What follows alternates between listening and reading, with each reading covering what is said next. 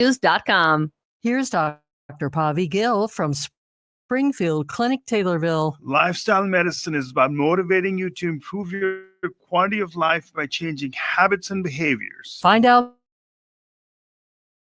more by clicking Dr. Gill's icon at TaylorvilleDailyNews.com. Your information station, WTIM. You're listening to WTIM, your information station. It's time now for your WTIM morning show. My name is Grayson Bauman, and joining me today are members of the CCHD staff. I have Del Wilbur. He is the Emergency Response Coordinator.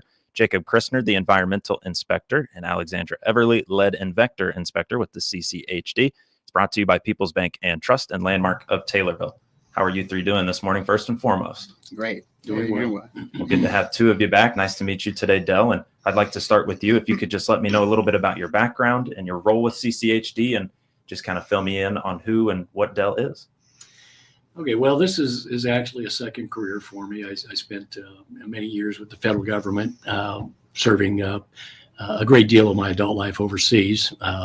My background was in intelligence and counterterrorism.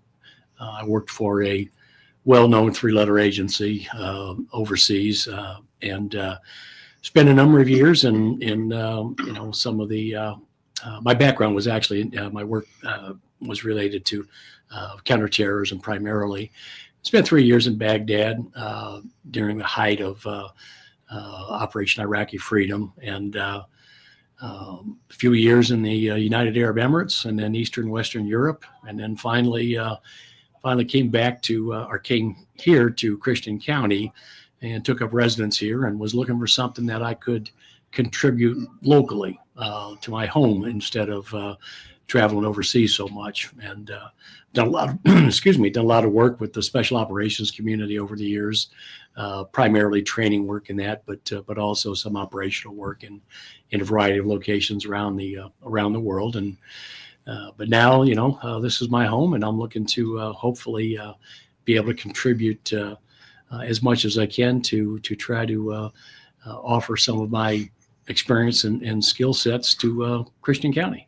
Well, that is a very unique background. I would say one that probably a lot of folks cannot speak to, similarly. And I appreciate you sharing. And whether it's whatever three-letter agency, we'll leave that up to the guests of our listeners out there as well. But thank you for filling me in, and thank you for joining us here today. And I know you want to talk a little bit about emergency management, some coordination of it.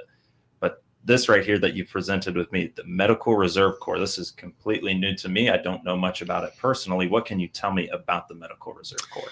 Well, Medical Reserve Corps is a basically it's a volunteer network of people who come together to serve their communities in times of emergency, in crisis situations, or just in general to give back to the community. And to be part of the Medical Reserve Corps, you don't have to be have a medical background. You can just be someone who, like I said, wants to contribute and wants to help with in any way that might be beneficial to the community.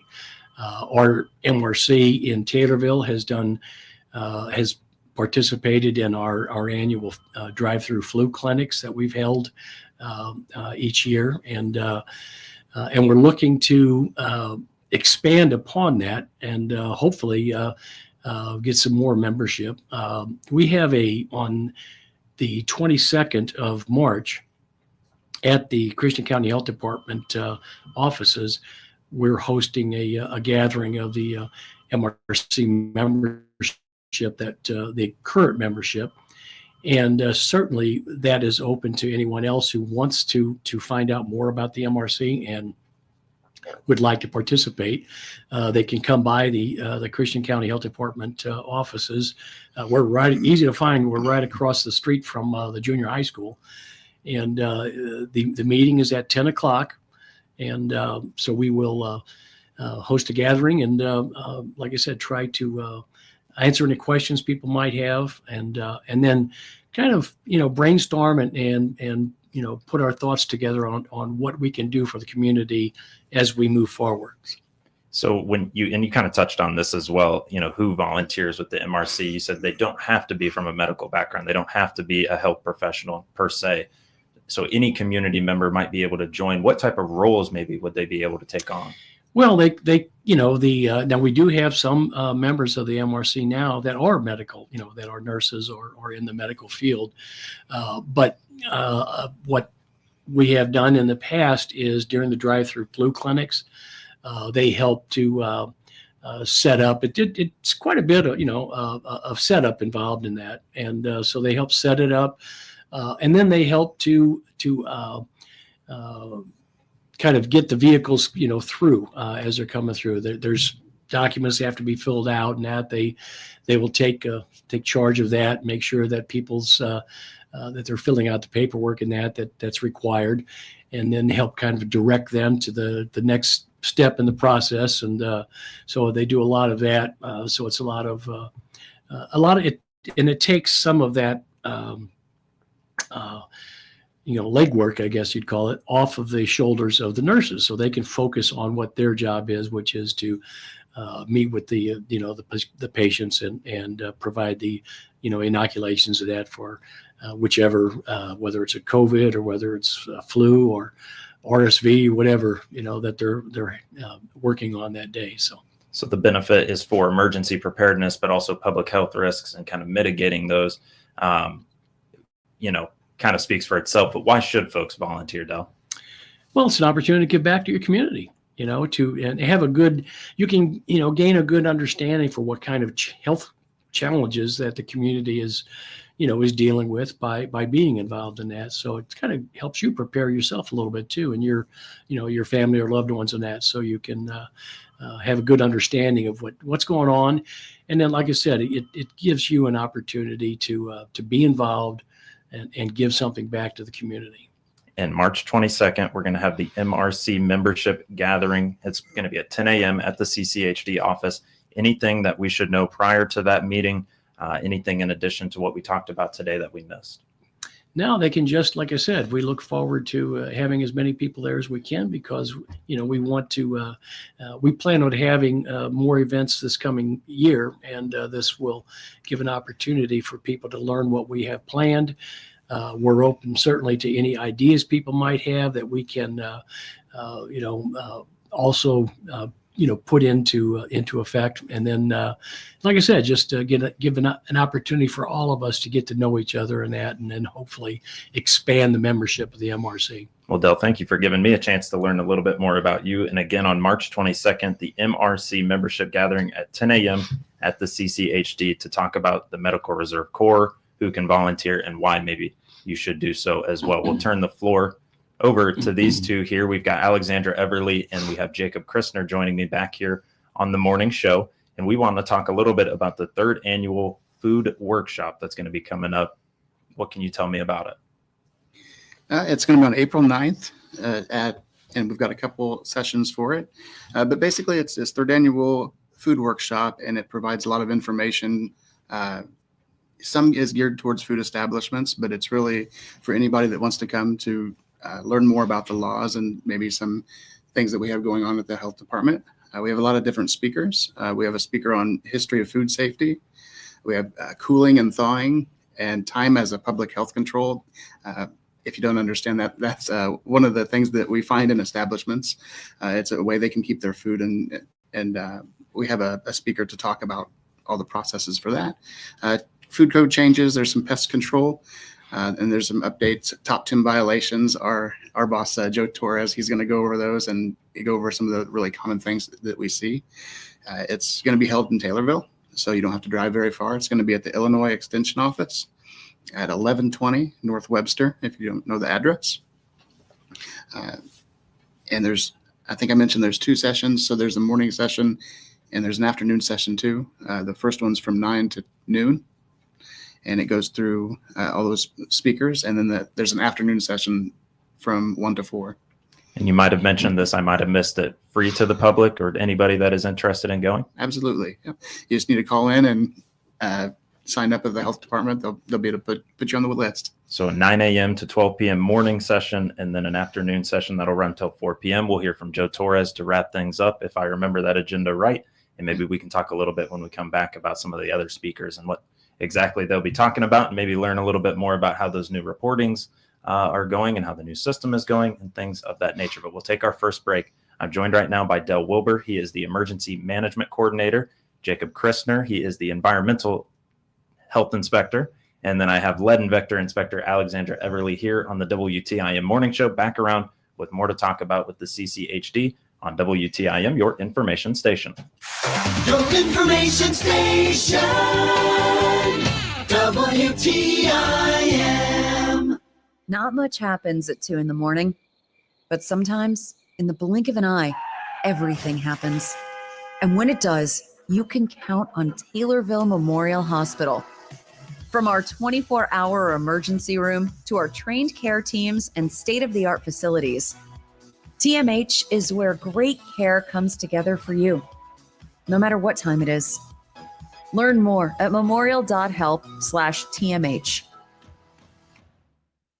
Darren Seaton here, the new manager at Taylorville Home Source, your local design center. I'm still in sales, just a different location and a new product. We offer a variety of flooring, cabinets for kitchens and bathroom, as well as shower systems. From design to selection to installation, we provide it all. Stop in the store next to the driver's license facility in Taylorville or give me a call at 824-6121. I'm looking forward to helping all my customers and friends with your next home interior solutions. We beat the box store prices every day.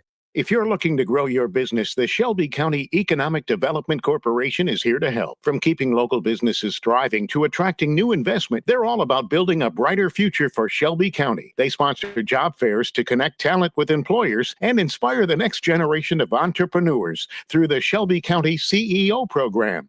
Find out how they can help you. Click their icon now at TaylorvilleDailyNews.com. The Shelby County Economic Development Corporation, growing business, growing community. Taylorville Care Center can get you back to doing the things you used to do with their personalized therapy program. You'll get great medical care with private rooms to get the therapy you need to return home. And your friends and family can come by and cheer you on in recovery. Whether you've been in the hospital or just need a little help, check out Taylorville Care Center's great therapy program. Stop by or give them a call at 824-9636. That's 824-9636. Taylorville Care Center, caring for the community for over 50 years. I'm Jeff Grimmett, Assistant Vice President at People's Bank and Trust in Taylorville. People's Bank and Trust is proud to sponsor Taylorville Junior High School Students of the Month on all of the WTIM platforms. I'm Seth Richardson, the 6th grade student of the month. My parents are Benjamin and Molly Richardson. The school subjects I enjoy are math and science because they are interesting. This year at TGHS, I'm involved in choir and band. After high school, I would like to be a band and choir teacher because I love music. A fun fact I would like you to know about me is I also love bowling and joined the Youth Bowling League. Congratulations to these students on this honor from People's Bank and Trust. We put people first every day at People's Bank and Trust. Member FDIC.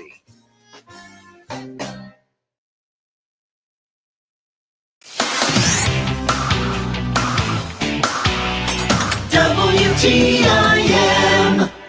You're listening to WTIM, your information station, and our morning show brought to you by People's Bank and Trust and Landmark of Taylorville. I'm Grayson Bauman, and joining me are members of the staff at the Christian County Health Department. I have Del Wilbur, Emergency Response Coordinator, Jacob Christner, Environmental Inspector, and Alexandra Everly, Lead and Vector Inspector at the CCHD. We want to come back around for a moment and talk more about the 3rd annual food workshop. Take me where you want to go with it.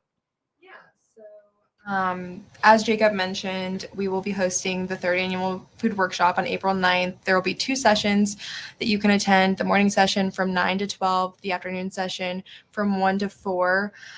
We strongly encourage any high-risk establishment to attend this food workshop. Because if you are in good standing with the health department, you attend this food workshop and your first 2 inspections go well, they'll actually waive that 3rd inspection for you. So it's a good incentive for high-risk establishments to come. as well as we'll also be discussing gold permits, diamond permits, and how to achieve those. Maybe some of the violations that could prevent establishments from achieving that status. And the gold and diamond permits offer a discounted price when they are turning in their applications for the new year. So it's definitely something that establishments want to be aware of and knowledgeable about. So I would highly encourage everyone, any business owner within Christian County, to come and learn about everything we're discussing in the food workshop. In 2025, Christian County adopted the 2022 FDA Food Code.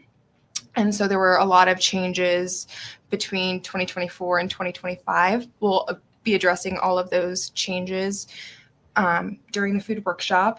And then I also wanted to mention that this food workshop is not just for business owners. It's anyone in the food service industry that's wanting to learn more about regulations, violations, any information that we'll be discussing here is open to the public. It's free. I think it's a great resource to learn all this new information. And we'll be having guest speakers come in and talk about various topics that will be beneficial for everyone involved to help run the establishment a little bit smoother and keep everyone safe. So with that, just for my understanding, we talked about it last time, low risk to high risk. Yeah. So if you're a high risk business, that means you've been dinged in the past. Can you take me through kind of how that goes? High risk doesn't mean that you've been dinged in the past. It just means that it depends on what you're serving. So just because you're high risk doesn't mean that it has no negative connotation associated with it. It's typically applies to any business that is cooling and reheating products because there's more of a foodborne illness risk factor associated there versus medium risk. They don't do quite as many items. They have to, do 2 or fewer items that they're cooling and reheating. And then low risk does no cooling, no reheating. Typically, those are going to be establishments that, have prepackaged food. So there's minimal foodborne illness risk factors with low risk. Glad you explained it, because then in my mind, I'd be sitting here probably thinking, all right, they've had some troubles in the past. So, and you might have to explain that again in the future because Lord knows I'll probably forget. The other thing you mentioned, gold and diamond permits. Yes. So are there lower levels of permits then as well? So there's, in the past, Christian County, I believe, has just offered a standard permit.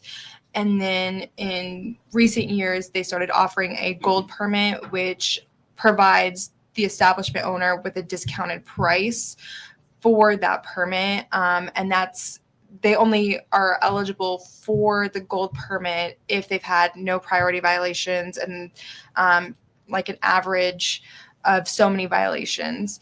And so that just encourages businesses to, ensure that they're following the proper protocols and procedures for the FDA Food Code to ensure that those violations aren't occurring.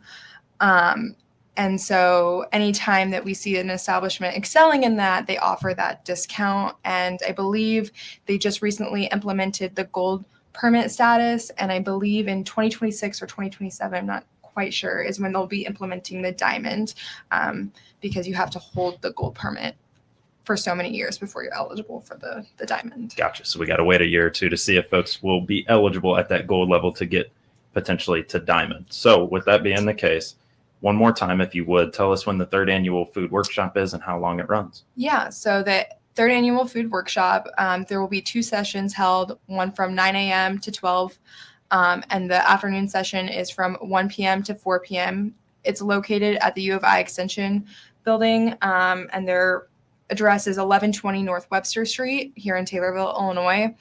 And then if you are interested in attending our food workshop, all you have to do is call the Christian County Health Department or email any of us, and we'll be able to sign you up. Just let us know how many people from your establishment plan on attending and whether you want to attend the morning or afternoon session. Okay. And that is for the 3rd annual food workshop. And then for the MRC membership gathering that Dell talked about earlier, that'll be at 10 a.m.